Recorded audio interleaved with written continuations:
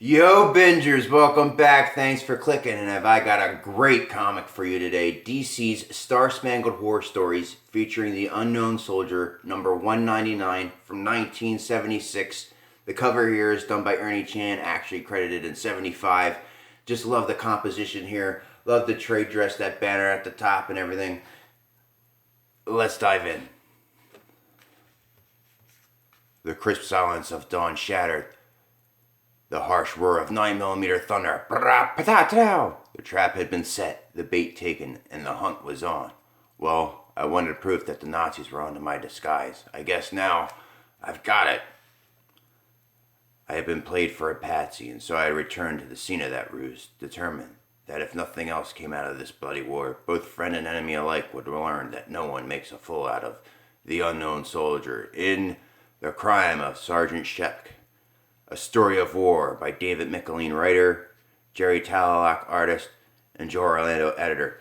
And let me tell you, not only just the art itself, but the sequential art storytelling in this comic book is just about perfect. The final panel in every page has its own little mini cliffhanger. I don't want to distract from the story, but you follow along. You tell me that I'm wrong. At first, my assignment had seemed simple: infiltrate the occupied village of Avignon and investigate an experimental munitions factory. To this end, I had taken up the guise of Georges Ronsard, the sole friend of a guard named Shep. Look at the detail in the background and everything going on here. Shep was a different man, and playing on his loneliness, I soon gained entrance to the arms works, just in time to witness the demonstration of a deadly new sonic shell. Only what I didn't know was that the real Ronsard had been killed trying to escape from where I had confined him, and upon learning this, Shep had told everything. The village commandant, Bessler, was no fool. He set a trap for me, so that when I stole the plans for the new shell, I also took along a little bonus. The hidden bomb I delivered had killed a top Allied strategist and had branded me as a turncoat traitor. And so, after escaping from the Allied stockade, I had returned to Avignon, where I resumed Ronsard's identity to see if my theories were correct.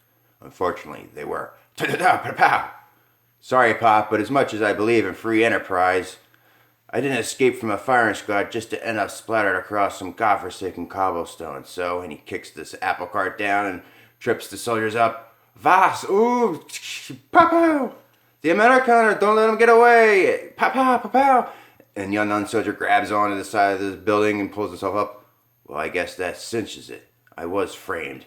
Now all I have to do is prove it before both sides start pulling me apart like an oversized wishbone. But at that very moment, in a cave concealed behind a waterfall in the hills nearby, I have reason to believe he is in your sector, Marie. So it is up to you. The unknown soldier must be returned or destroyed. This is Zebra 1, over and out. It is hard to believe, Marie. After all he has done for our cause. Oui, Allian, but for some reason he has turned on the Allies, and his punishment has fallen to us, the Marquis. And since Zebra 1 thinks he is headed to Avignon, we will go there and wait, for our duty is clear. The unknown soldier must suffer the same fate as all who will betray La Belle France. Death, so says Mademoiselle Marie.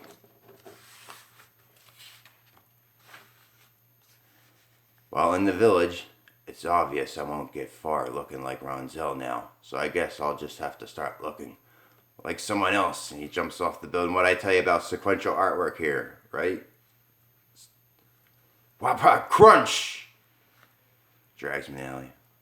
According to his papers, this is Lieutenant Holbach. Well, Lieutenant, you don't know it, but you're about to do me a big favor. You're going to lend me your face so I can find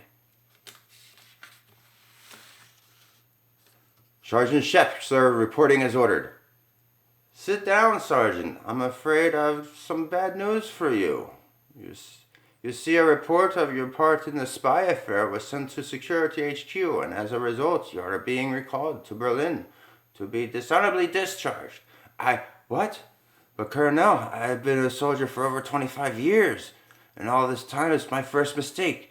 Even if it was made out of pride, but the love for my country, you must understand. I do, Sergeant, but I have my orders. You are hereby confined to quarters. I will send some men later to escort you to the train. Yeah, yeah, Colonel. And again, no words. You see Shep here, close the door behind him, and munch on a candy bar. Candy gate, while he's got tears rolling down his face. Posing as Lieutenant Holbach, I had no trouble getting into the vast munitions complex, and once there, Shep isn't guarding the gate. Guess he must be off duty. Which means I better check out the factory itself. And look what we got going on in the background here. But a quick and thorough search later. No good. He's nowhere around. Whew, can't say I blame him either. This place is hot as a furnace. Look at all the detail here in the background. All the machinery and stuff. Well, that leaves Shep's living quarters to check in. He'd better be there, because he's the only one who can convince the Allied bigwigs that I wasn't in on that. And flop, we got the mop flying right above unknown soldier's head. Oh, and look, notice how this is outlined in black.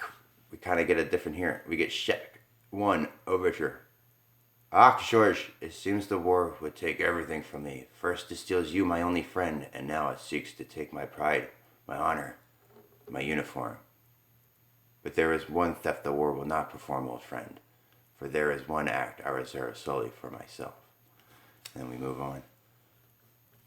Greetings, monsieur. I am Mademoiselle Marie, and these are my followers, the Marquis. We have been waiting for you. What? But how? Did we identify you? Quite simply, really. For in this oven of a factory, yours was the only face that wasn't sweating, and everyone knows that a mask cannot perspire. So come, monsieur. You have a delayed appointment to keep with a death sentence. Sorry, lady. But I'm afraid that's one date that's gonna get stood up as he throws him in there. Right? Cliffhanger. Oh, and here we got, again, notice the black framings here, and no words, just Shep 2, melody. He's putting on a new uniform. Stop him, me, but use no firearms. We don't want to alert his Nazi comrades. But the fierce resistance fighters springing to the attack couldn't know that I had no Nazi comrades. All I really had going for me were the skills of untold hours of advanced commando training. That, and an indomitable will to live. Shep 3, variations. He's brushing, polishing his boots, putting on his cap. Face it, lady, we've got a standoff here, and the longer you push it, the more chances we got of being discovered. So why don't you just stifle your patriotism for a minute and listen? The bomb that killed Marshal Latin was planted on me. I knew nothing about it. Do you think I'd be slinking around here in this disguise if I was on the Nazis' payroll? I was set up, and I know the man who did it. Just let me take you to him, and we'll get the truth, even if I have to rip it out of his throat with a dull bayonet. I suppose it could be, as you say. Very well, we will go with you, but believe me, monsieur, if you've been lying to us, your fate will not be a pleasant one.